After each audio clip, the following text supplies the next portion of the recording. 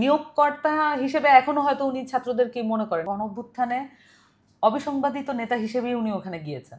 নাহিদ গভর্নমেন্টে যাবে এটা নিয়ে বাংলাদেশের কারো কোনো আপত্তি ছিল না। বড় কোনো পরিবর্তন বা বড় কোনো চুক্তি করার এটা একেবারেই রাজনৈতিকভাবে এবং রাষ্ট্রীয়ভাবে কোনো ভালো সিদ্ধান্ত হবে না। এমবেসি থেকে আসা অনেক উপদেষ্টাই আছেন, এটাও তো কোনো সমস্যা ছিল না যদি কমিটমেন্টের জায়গাটা সলিড থাকতো। জীবন অবাক না করলে কে করবে? 28% মিল্ক ফ্যাটের অবাক করার সাথে ফ্রেশ মিল্ক পাউডার, জীবন অবাক করুক প্রতিদিন। এই যে সরকার, প্রফেসর ইউনূস নিজেই বলেছেন যে ছাত্ররাই আমার নিয়োগকর্তা, মানে আপনাদের কথা বলেছেন। কত তারিখ বলেছেন? এটা তো শুরুতে বলেছেন, তারিখটা তো ম্যাটার করে। শুরুতে বলেছেন যে এরাই আমার নিয়োগকর্তা, অর্থাৎ যেদিনই হোক আপনারাই নিয়োগ করেছেন। তো যদি এই সরকার নিরপেক্ষতা হারায় বা পক্ষপাতমূলক আচরণ করে তাহলে কি নিয়োগকর্তার ব্যর্থতা হিসেবে আমরা বিবেচনা করতে পারি না? আচ্ছা আসেন এবার এটাকে ডাইসেক্ট করি। এটা তো একটা ওভারঅল স্টেটমেন্ট, এবার ডাইসেক্ট করি। যখন বলা হয় যে ছাত্ররা আমাদের নিয়োগকর্তা, ছাত্র কারা? বাংলাদেশের সকল ছাত্র। বাংলাদেশের সকল ছাত্রকে এনসিপিতে জয়েন করেছে? মানে ছাত্র বলতে কিন্তু মূলত বিপ্লবে যারা নেতৃত্ব দিয়েছে তাদেরকেই বুঝিয়েছে। তার নাম উল্লেখ করেন না, নাম উল্লেখ করেন নাই, কিন্তু বুঝিয়েছেন অভ্যুত্থানে অংশগ্রহণকারী সকল ছাত্র। ছাত্র হচ্ছে এখন একটা পলিটিক্যাল টার্ম আর কি, তার উনি যেভাবে ব্যবহার করেছেন। এখানে বিএনপির ছাত্ররা আছে না, ছাত্র দলের ছাত্ররা আছে না, রাইট, শিবিরের ছাত্ররা আছেন না, এবং সকল রাজনৈতিক দলের আছে। তো তাদেরকে তো আসলে মাইনাস করার কোনো উদ্দেশ্য আসলে এই সেন্টেন্সের মধ্যে আমি দেখছি না। তাহলে সকল ছাত্র তো আসলে এনসিপিতে আসেও নেই, এবং এনসিপি তো আসলে ছাত্রদের দল না, এটা একটা রাজনৈতিক দল। হ্যাঁ, পরিচিত হয়েছে ছাত্রদের দল হিসেবে, কিন্তু এটা একটা রাজনৈতিক দল, তার একটা পরিণত চিন্তা বহিঃপ্রকাশ করবে, এটাই স্বাভাবিক। কিন্তু নিয়োগকর্তা হিসেবে এখনো হয়তো উনি ছাত্রদেরকে মনে করেন, কিন্তু ছাত্র হিসেবে উনি কাদেরকে দেখছেন, আর ওনার তো মানে ছাত্ররা কতটুকু তার সময় পান, এবং যদি ছাত্র উপদেষ্টাদেরও, এটা ছাত্র উপদেষ্টাদের একটা ইন্টারভিউ আপনি নিতে পারেন যে ওনারা আসলে কতটুকু আসলে কাজ করতে পারছেন। আমি মনে করি যে যদি তারা অসুবিধা বোধ করেন, এটা যে কোনো উপদেষ্টার ক্ষেত্রেই সত্য, তারা যদি অসুবিধা বোধ করেন বা যদি কাজ করতে অপারগ হন বা কোনো কিছু হয়, তাহলে এগুলো মানুষের কাছে উন্মুক্ত করে জবাবদিহিতা করে তারপরে এটা বাকি সিদ্ধান্ত নেওয়া উচিত। এখানে আরও একটা কথা, আপনাদের মানে কোনো নেতা বলেছেন যে অনেক উপদেষ্টা সেফ এক্সিটের চেষ্টা করছেন, ঠিক কেন মনে হলো? এটা আপনি কোনো নেতা না, এটা বলেছে মানে নাহিদ ইসলাম। নাহিদ ইসলামের পরিচয়টা এখানে বলাটা খুব গুরুত্বপূর্ণ। নাহিদ ইসলামকে এই যে মন্তব্য, এটা যদি আপনি শুধুমাত্র এনসিপি প্রেসিডেন্ট হিসেবে তার মন্তব্যটাকে বিবেচনা করেন, আমার কাছে মনে হয় যে প্রথমেই আমরা একটা প্রেজাম্পশনে ভুল করব। যে উনি এটা বলেছেন, উনি প্রাক্তন সরকারে ছিলেন, এবং সরকারে গিয়েছেন কিভাবে? গণঅভ্যুত্থানে অবিসংবাদিত নেতা হিসেবেই উনি ওখানে গিয়েছেন, এবং নাহিদ গভর্নমেন্টে যাবে এটা নিয়ে বাংলাদেশের কারো কোনো আপত্তি ছিল না। ওকে, তাহলে এই যে উনি ওখানে গিয়েছেন, উনি অনেক কিছু দেখেছেন, উনি সরকার থেকে বেরিয়ে গিয়ে উনি তো এখন স্টেটের মেকানিজমটা জানেন, এখন উনি অনেক কিছু হয়তো বুঝতে পারেন যেটা আমি যেহেতু স্টেটে নাই সেটা আমি হয়তো বুঝতে পারবো না।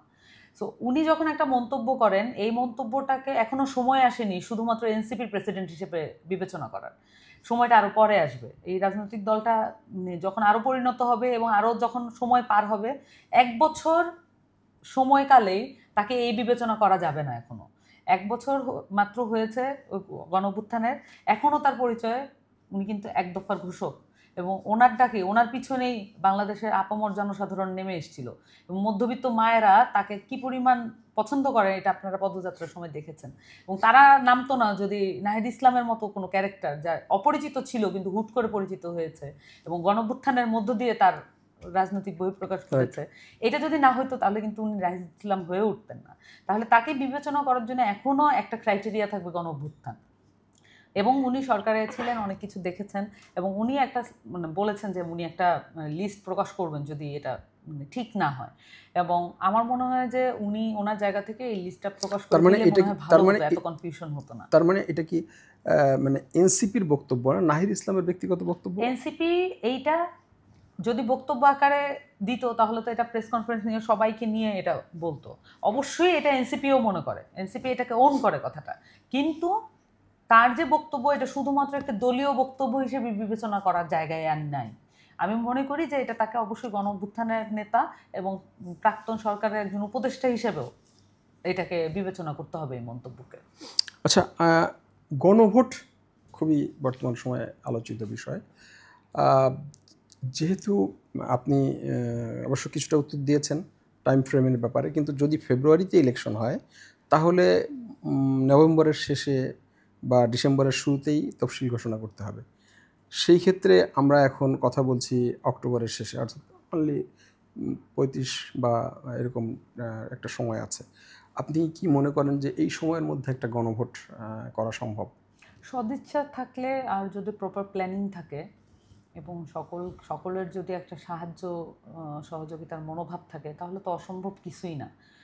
আমি এই রাজনৈতিক দল করতে এসে একটা জিনিস উপলব্ধি করেছি যে অসীম ক্ষমতায় এই রাষ্ট্রের, অসীম ক্ষমতা, মানে আপনি এটাকে ইমাজিনও করতে পারবেন না। এত তার চাইলে সে যে কোনো কিছু করতে পারে, কিন্তু এই যে কোনো কিছু করতে পারার সক্ষমতা আসলে আমরা কতটুকু কাজে লাগাচ্ছি আসল পরিবর্তনের ক্ষেত্রে।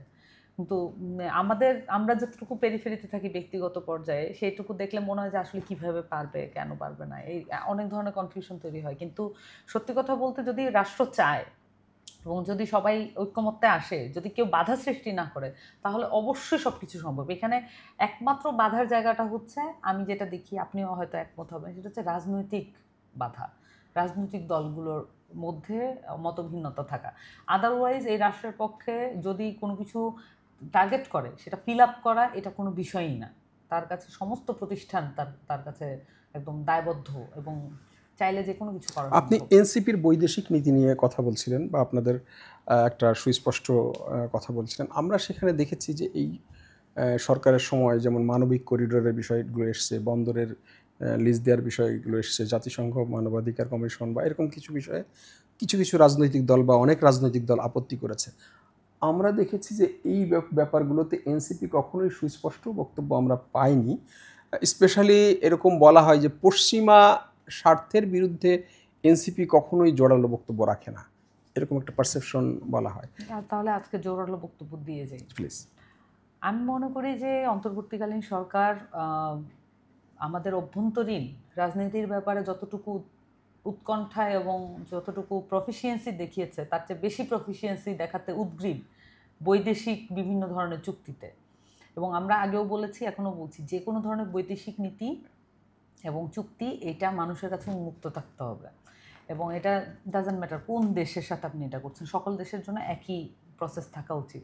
এবং আমি যেটা দেখলাম যে মানবিক করিডোর সহ অন্যান্য যেই ইস্যুগুলোতে সরকার যতটুকু মানে প্রফিশিয়েন্টলি ওটাতে এগিয়ে যায় এই চুক্তিটা করতে, ততটুকু আসলে তাদেরকে এফিশিয়েন্ট দেখি না যখন ঐক্যমত্য কমিশনে তারা বসে। এবং ততটুকু তাদের আসলে আগ্রহ, মানে এখানে আসলে অনীহা আর ওদিকে আগ্রহটা বেশি, এটা আমার কাছে মনে হয়েছে একটা বড় পার্থক্য আছে। এবং আমরা মনে করি যে এখন এই সরকারের সময়ে আসলে বড় কোনো পরিবর্তন বা বড় কোনো চুক্তি করার এটা একেবারেই রাজনৈতিকভাবে এবং রাষ্ট্রীয়ভাবে কোনো ভালো সিদ্ধান্ত হবে না, এবং এটা কোনো ভালো আউটকামও বয়ে আনবে না বাংলাদেশের জন্য।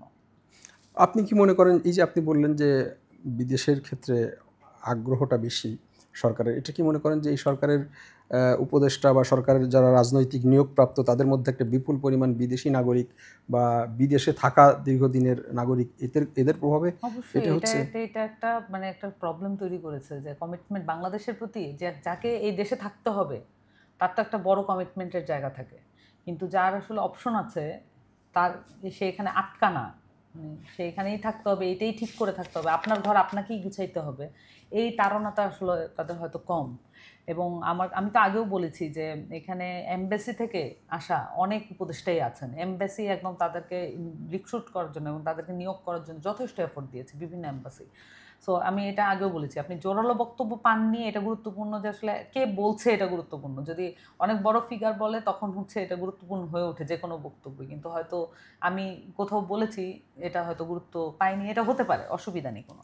কিন্তু আমি এটা বারবারই বলেছি যে এখানে এমবাসি অনেক বেশি এফোর্ট দিয়েছে এবং এখানে অনেক উপদেষ্টা আছেন যারা এমবাসি থেকে প্রেসক্রাইবড। সো এটাও তো কোনো সমস্যা ছিল না যদি কমিটমেন্টের জায়গাটা সলিড থাকতো। সো কমিটমেন্টও সলিড না, আবার ব্যাকগ্রাউন্ডে এ ধরনের বিষয় আছে, এগুলো খুবই কনসার্নিং আর কি। সামান্তা শারমিন, আপনাকে ধন্যবাদ জানাচ্ছি ইনকিলাব ডিজিটালকে এত দীর্ঘ সময় দেওয়ার জন্য। প্রিয় দর্শক, আপনারা দীর্ঘ সময় ধরে কয়েকটি পর্বে এনসিপির সিনিয়র জয়েন্ট কনভেনার এবং জুলাইয়ের সাহসী যোদ্ধা সামান্তা শারমিনের বক্তব্য শুনছিলেন। আপনাদের সবাইকে ইনক্লাব ডিজিটালের পক্ষ থেকে ধন্যবাদ জানাই।